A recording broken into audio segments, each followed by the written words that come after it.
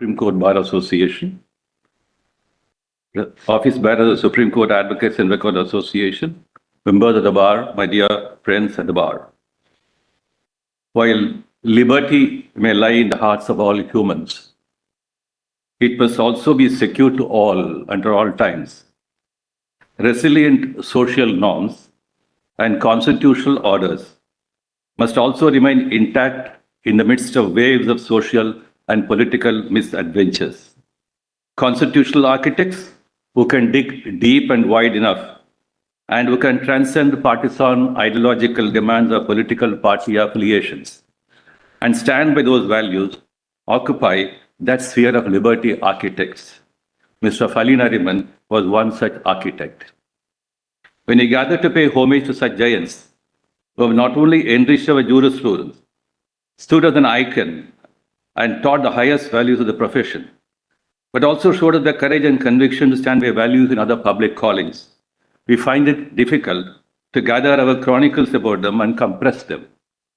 Talk of the march of Indian constitutional law without reference to Mr. Fali Nariman would be like marching with a flagpole without the flag. It's customary to set out biographical details, the outstanding ones, to fill the homage pages. What is difficult in connecting the life dots and his contribution is the vastness of his life canvas. I have endeavored to capture a few remarkable and unique contributions made by Mr. Nariman and to invoke our own commitments to such causes, subjects, and values. The stories of the world of arbitration, both international and national, cannot be written fully without mapping the roles played and responsibilities undertaken by him. Ambassador Venu Rajamani, in his message penned a few years ago for the book on international arbitration in honor of Mr. Nariman, said that, for us in India, 91-year-old Fali is a national treasure. And he paid rich encomiums to the range of his contributions, and particularly about his work in the Kishan Ganga international arbitration administered by the PCA. Chief Justice Chandrachud, writing in the same volume, said, countless efforts have rested easy on Mr. Nariman's shoulders. And admiringly spoke about the notable contributions made by him to the world of arbitration. In the 10th annual Goff lecture, by Nariman, he critiqued what he called the mills of arbitration and cautioned against the transformation of arbitration into international disputology. The insights he gathered from his engagement in the international arbitration scene over a period and their encapsulation in several writings from 2003 to 2020 has given us a rich and coherent jurisprudence of the arbitration world. Mr. Brooks Vidali, writing the same volume, fondly talks about the long and fruitful relationship between the Permanent Court of Arbitration and Mr. Nariman. The pages of Indian constitutional law are copiously filled by his numerous engagements in cases of perennial significance. But one case that has rendered invaluable support for invocation of international law to be embedded in domestic law is the Vishaka principles. His articulations Vishaka are now an integral part of public law. He remained the president of the Bar Association of India for more than 2 decades. He wrote regularly for the Indian Advocate, the journal of the Bar Association of India. The range of his pieces capture the width of his understanding and the unfading commitment to rule of law and human rights. Mr. Nariman was active and alive to political and legal developments till he breathed his last.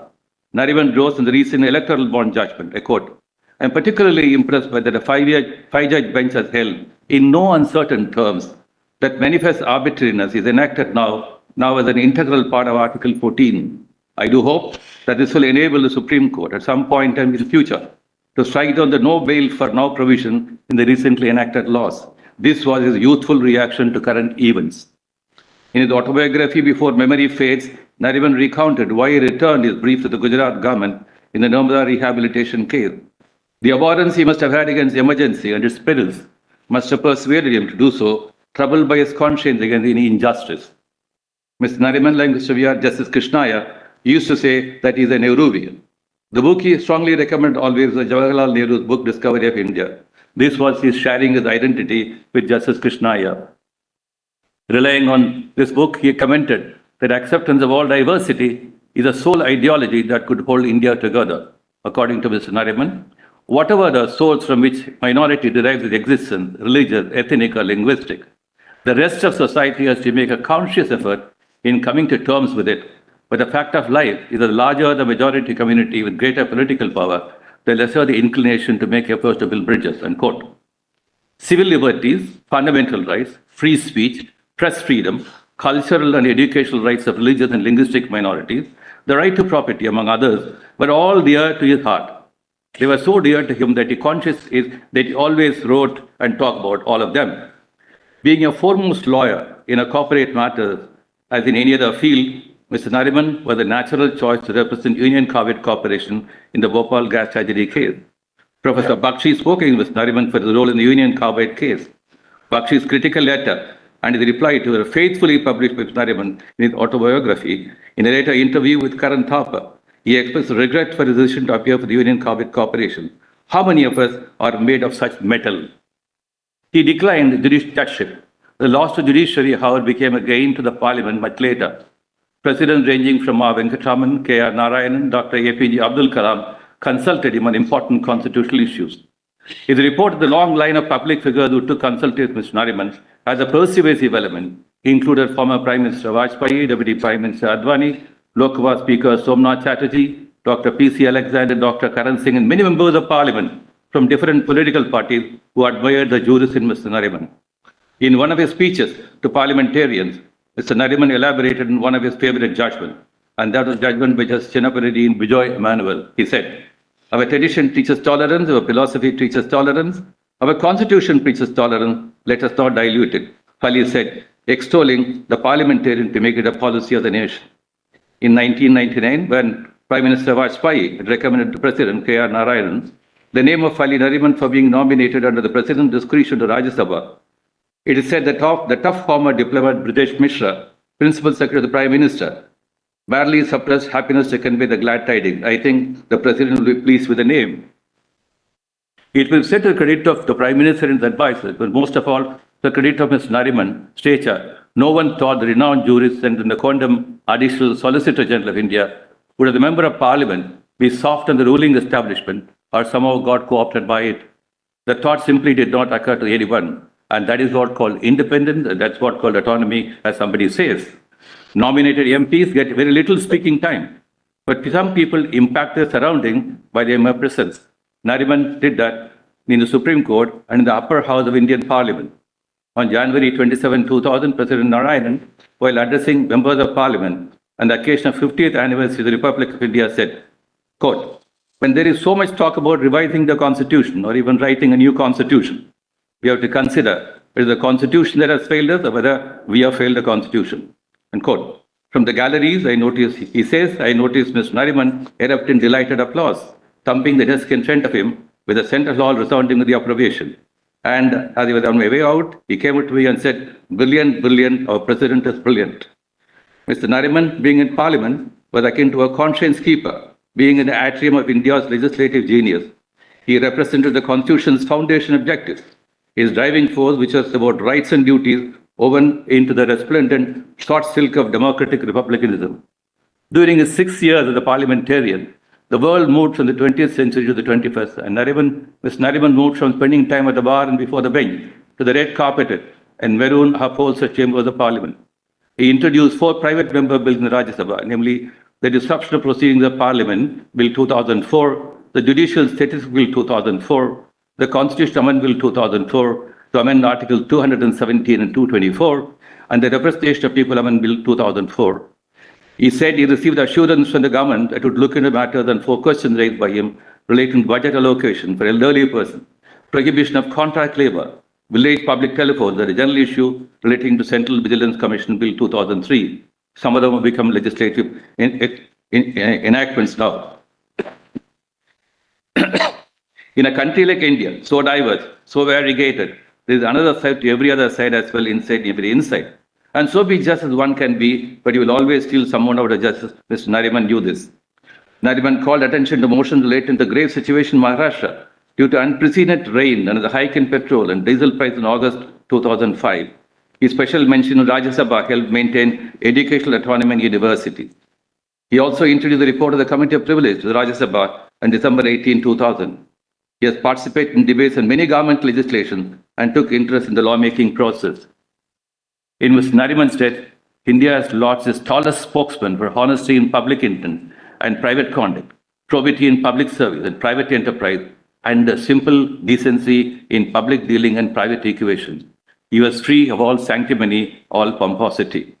The brightness of his professional life was so blinding that to miss taking adequate notice of his parliamentary life. He will be failing in our duty if we do not stop and reflect on the life and works of Mr. Nariman as a parliamentarian par excellence. The Indian Parliament is richer today due to its debates, his interventions, and time can never erode the pillars of strength that Mr. Nariman has added to the edifice of Parliament and parliamentary democracy. He led a full life. He has given unto us a great gift in Justice Rohinton Nariman, who has his credit a remarkable professional career on outstanding judicial contribution. Just a few days before Mr. Nariman laid his physical frame to rest, I was with him, had a warm and delightful exchange of views, and little did I knew that I will see him not again. I have several fond memories of my interactions with him, and they will all remain my treasure chest. May his soul rest in divine grace.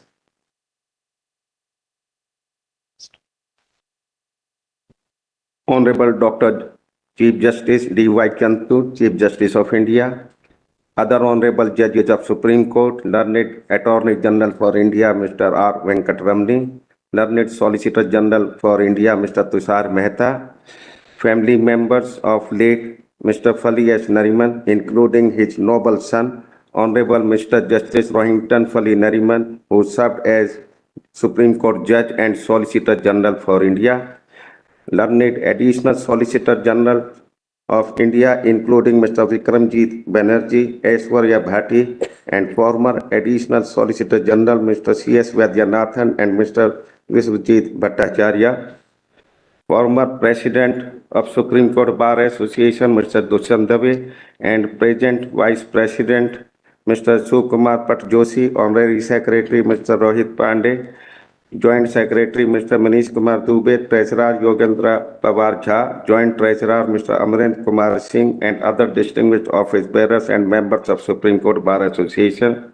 President Mr. Manoj Kumar Mishra, Vice President Sanyasis Mukherjee, Honorary Secretary Devar, Joint Secretary Ms. Rasmi Malhotra, Treasurer Mr. Puneet Singh Bindra, and Joint Treasurer Mr. Sachin Sharma, and other distinguished office bearers and members of Supreme Court Advocate on Record Association, officers of Registry of Supreme Court, including Secretary General Mr. Atul M. Korhekar, distinguished media persons, my brothers and sisters in legal profession.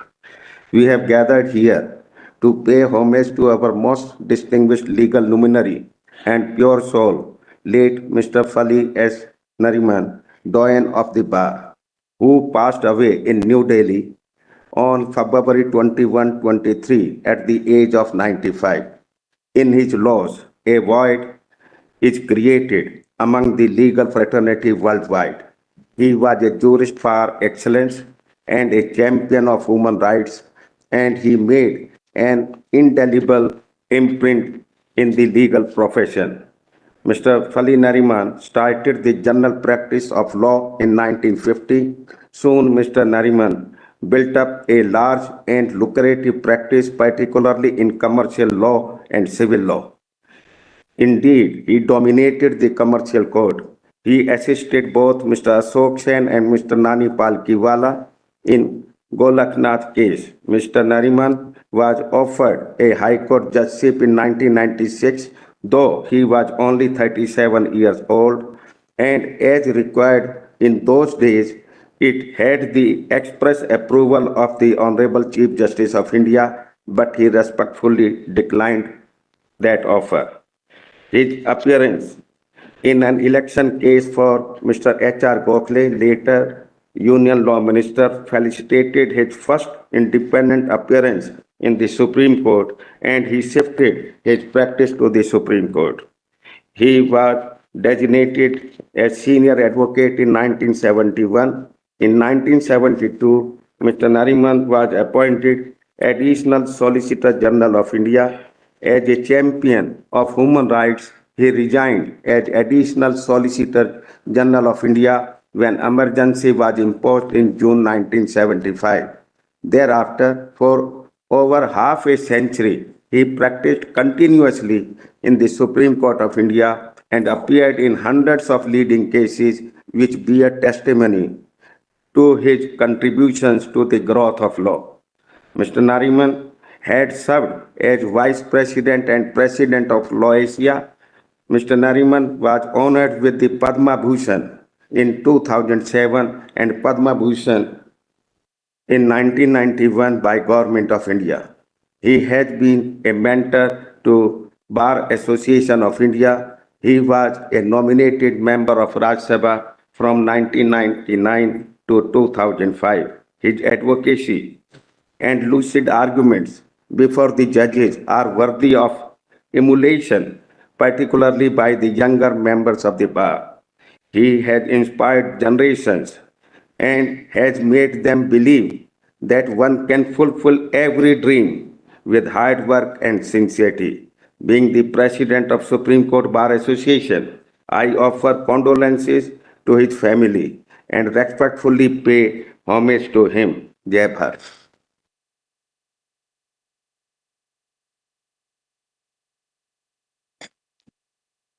My esteemed colleagues, Mr. R. Venkatramani, the Learned Attorney General for India, Mr. Tushar Mehta, Learned Solicitor General, and law officers, presidents of the SCBA and SCORA, distinguished members of the bar, members of Mr. Nariman's family, and part of our own extended family, Justice Rohinton Nariman, Sanaya, Neena, Khurshid, Rohan, Mr. Subhash Sharma, who was not just a junior for Mr. Nariman, but a part of the family, and members of the registry. So much has been said about Mr. Fali Nariman. Accolades and tributes have been showered in rich abundance to his memory. So much yet remains to be said. The universe of infinity, or the infinity of the universe, whichever way we perceive it, defies prose and verse. The values which Fali Nariman embodied, unflinching ethics, indomitable courage, and an unwavering pursuit of principle, provide a balm to the soul, not just to the profession, but to our nation. In the Iliad, Homer compares people to leaves, noting that in the winter they are blown to the earth, and as spring comes again, the budding wood grows once more, causing Homer to state, and so with men, one generation grows, another dies away. But some names remain. Our nation has been blessed with several talented legal minds both before and after we gained independence. But every now and then, a lawyer transcends advocacy to become a leader and pillar of the community. They do so first and foremost through their outstanding legal acumen and incredible work ethic. These foundational attributes are buttressed by subtler but equally important qualities, such as a keen understanding of a lawyer's role in our nation's socio-legal fabric, their integrity and courage in the face of injustice, and perhaps most of all, their compassion and willingness to help others. Through their actions, the cases they argue, their written work, and the positions they hold, entire eras of the legal profession come to be associated with their presence. Mr. Nariman was unquestionably a symbol of all this and more. While Mr. Fali Nariman's contribution to the Indian legal profession was the result of his hard work, his very presence in India was the result of unforeseen events, or as some would say, fate.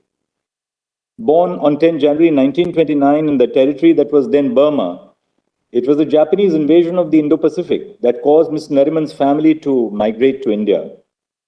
The arduous trek in the face of incessant bombing instilled steel in the young child, who by his own admission had until then a rather devoted upbringing.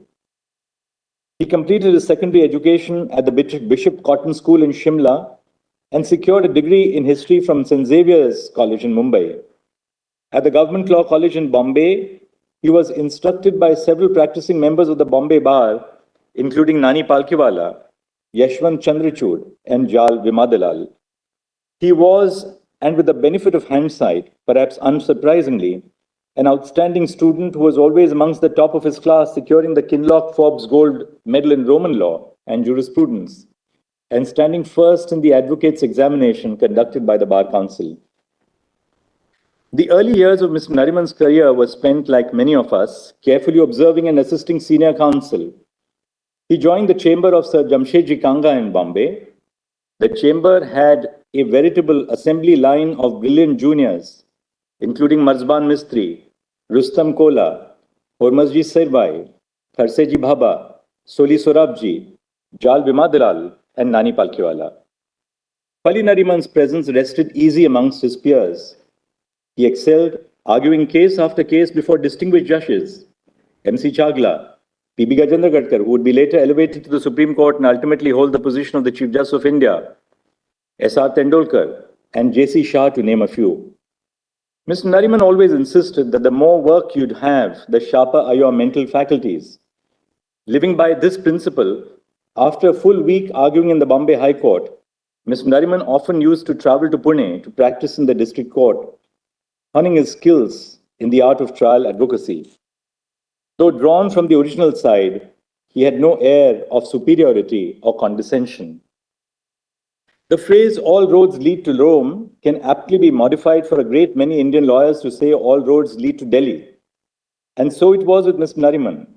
Despite his long-standing loyalty to the Bombay Bar, he was gradually pulled in by the gravitational force of this court, which is the ultimate arbiter of constitutional disputes, and the nation was better off for it.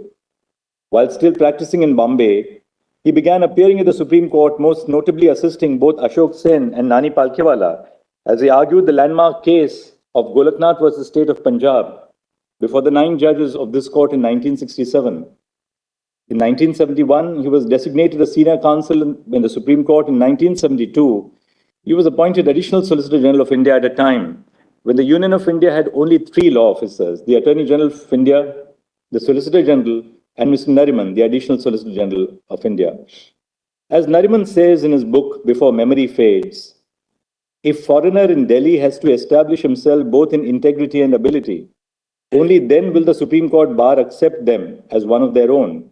But once they do so, its members are the most affectionate and loyal of all comrades. Our bar would submit to a decree on admission when I say that Mr. Nariman passed this test with flying colors. He represented the Union of India in this court and at various other fora during his tenure as ASG. He argued seminal cases such as Bennett Coleman versus Union of India. He was a spirited representative of India at international events such as the conferences of Law Asia and the International Law Association.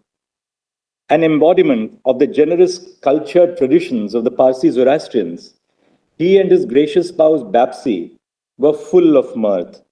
They were joyous and spread joy around, complemented in good measure by dhansak and a good tipple.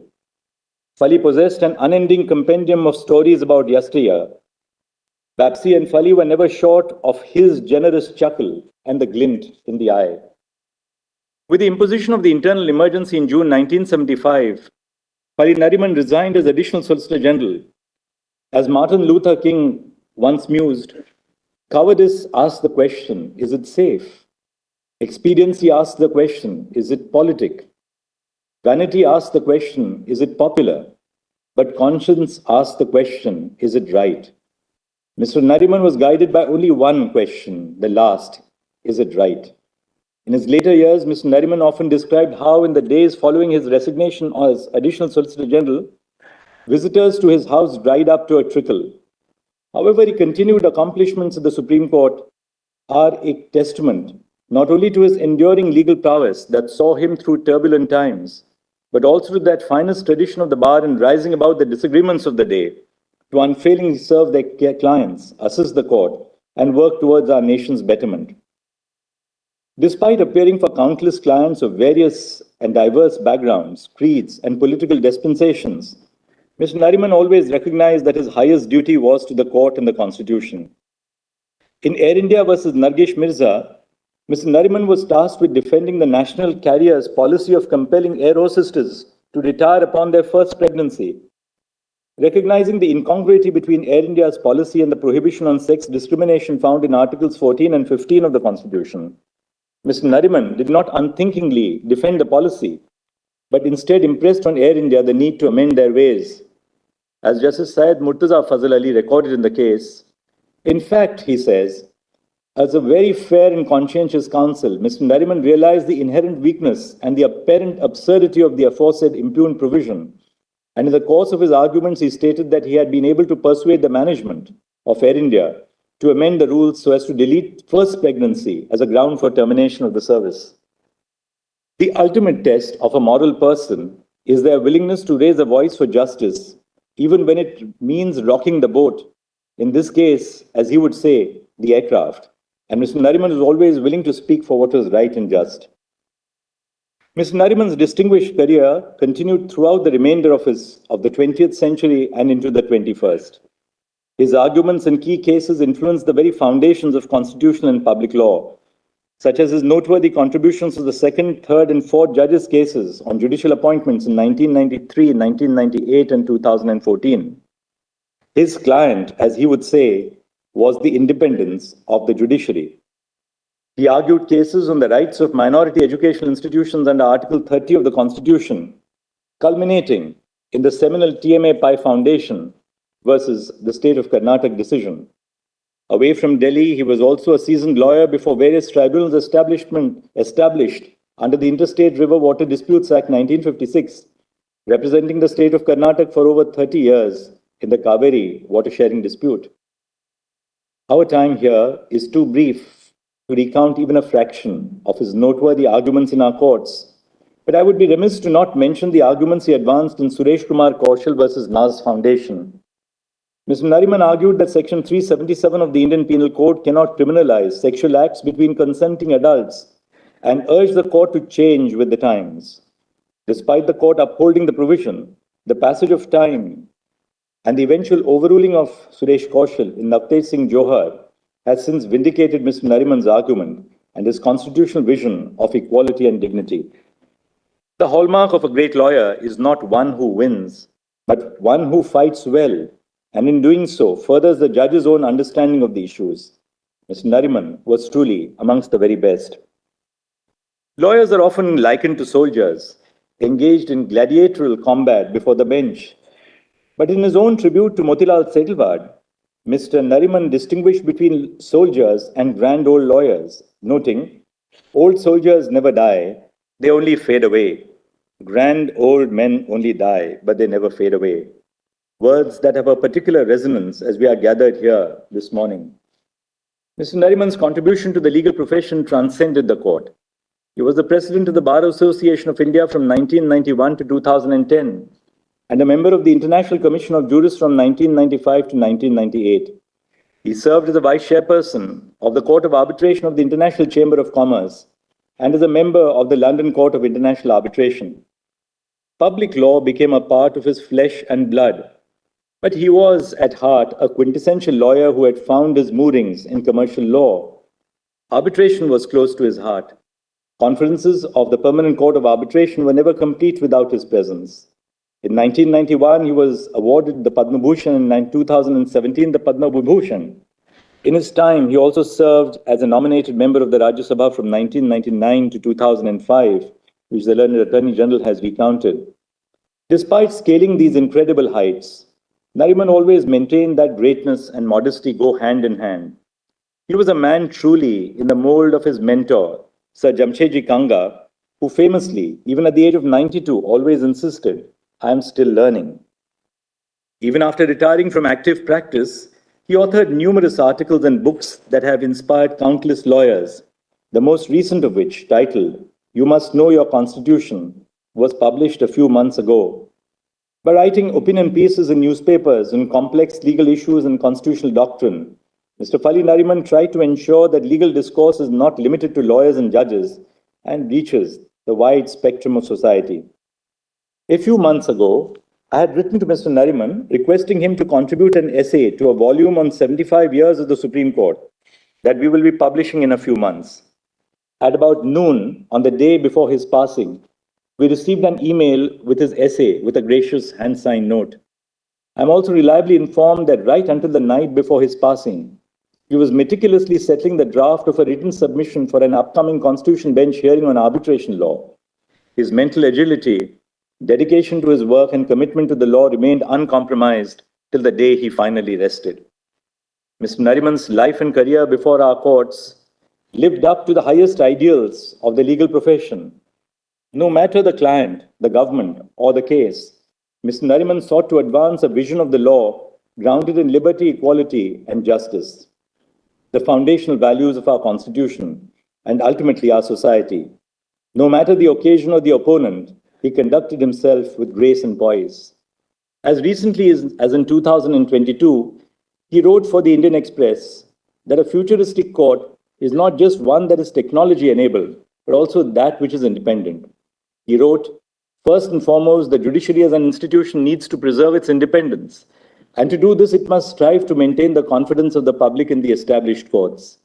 The independence of judges is best safeguarded by the judges themselves through institutions and organizations that the law empowers them to set up. Mr. Fali Nariman's life straddled time and roles of personality. He embodied the fierce and unwavering commitment to the rule of law, which has defined the position of our bar after 1947. As an inveterate lawyer, Fali Nariman was that and more. He was a mentor to many on the bar and the bench. He had perfected the fading art of letter writing. He would share an article or eagerly inquire about areas of emerging interest like technology, in which he was a self-confessed beginner. While he was not one to mince words on a judgment he disagreed with, he was equally the fond and generous senior. A day before his passing, I received a letter from him on a recent judgment of the Constitution bench. Mr. Nariman fought many battles. Some of these battles continue needing to be fought. He narrated a story involving a conversation between two distinguished lawyers in our bar library during the course of the emergency. One was drawing puffs on his pipe. The first of the two lawyers said to the other, Tame bolo, you speak. The other said, Tame bolo, you speak. When many voices felt silent during difficult times, Nariman's resounding baritone resonated in the walls of the court and beyond. His voice represented the conscience of the nation. In the end, it was not Mr. Nariman who gave up on these battles. It was only his body. His soul will live on in the many lives he touched and the thousands more he inspired, and his memory will always serve as a guiding light for those who pursue justice in these halls.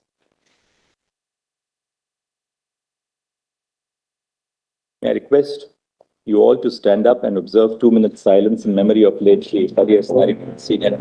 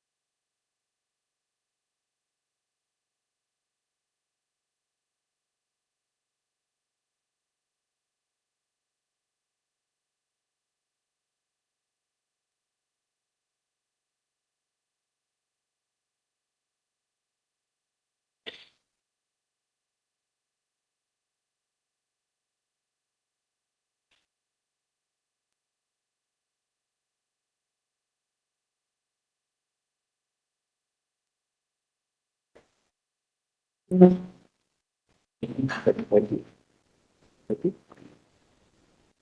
court will sit for normal work at 11:30 a.m. Citizens of the court.